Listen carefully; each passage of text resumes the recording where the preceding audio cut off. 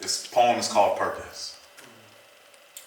To look at life, mistakes in past, at dreams deferred, yet hope outlast, to fight for those who fight alone, to risk yourself to see them strong, to mend the hearts of broken souls, to enlighten those who live unexposed, to press beyond the pain you feel, to live for truth and by his will, to know one day that you will win, and they who doubt one day will repent. Your journey is to sacrifice, to see a world live their best life. A story not like fairy tale, a way to love even through hell, to leave behind your legacy, a changing world, and to find belief. Thank you. All right. So understanding that there was something for me to live for, I kind of tried to find it because at home it wasn't there. I couldn't find it in my family. I grew up in a neighborhood where I was the only black kid for almost until I was in 7th grade. Trying to find it there, I couldn't. So I looked to things like TV. I looked at things like these stories I would read, and I started living in my imaginary world. I had a concept or an idea that maybe, just maybe, you know, these fairy tales could be like my life. Like maybe I was strong enough to defeat the beast. Maybe if 3 bears came my way, I would be able to do something about it. Maybe if there was a wolf trying to eat my food or my grandma or whoever died,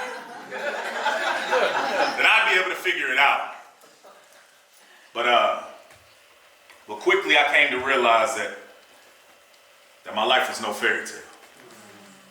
And in fact, it was more like nightmares. So I want to tell you the truth of my own fairy tale story. And see if you can find your favorite fairy tale in there. This is called This Little's Three Little. Have you ever seen how tornado winds sweep away everything? It reminds me of pains whose memories still make me squeal. They play backdrop to scenes of nightmares, stormy nights where tree limbs kept rhythms onto windows that mirrored the sound of cracked leather. Grandfather clocks ticked in slow motion and echoed in hallways that played red carpet to my doorway. Me, hiding in closets of straw bedrooms, tears made lake-like puddles in the dust of my hopes, muddied my vision. Fear creeped its way towards my interests.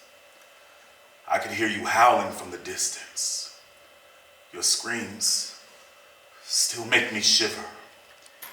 Each bellow huffed and puffed terror into my soul. No door could withstand your bark. No bark could fence in your bite. I ducked into the shadows of my sanctuary, and you still blew down the house that night.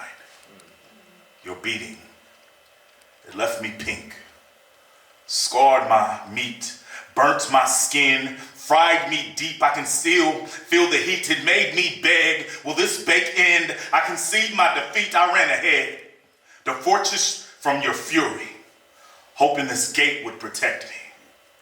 My cries couldn't create a moat large enough, so my anger began investing. I'd hammer hate into the walls of my heart, trying to keep what was left in. I tried to walk the plank of my own demise, but could never make it overboard. So these 4x4s would border in the corners of my mind. I waited, and you knocked this time. Attempted to hide your hideous snarl and convinced me to let you inside.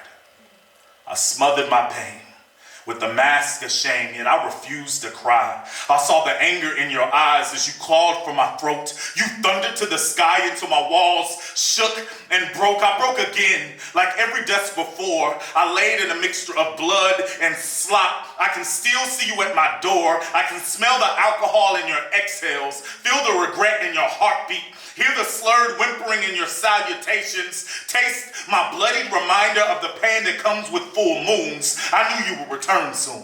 I knew my body, a temple, wasn't prepared for this truth. These battered bricks couldn't play barricade from this lone wolf's abuse. I needed a bunker, safe zone for my refuge, asylum from the awaiting silence, theme music to my confessed doom, confused at how a howl hauls me into this broken space. How I tried to renovate my self-confidence 1,000 ways. It was always just crumbling in the end.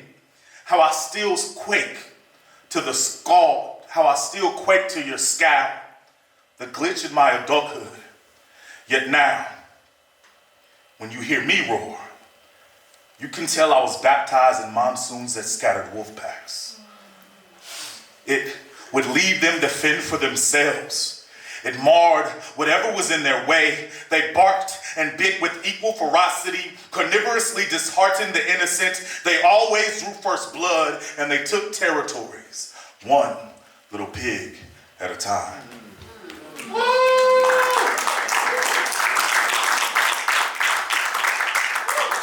So understand.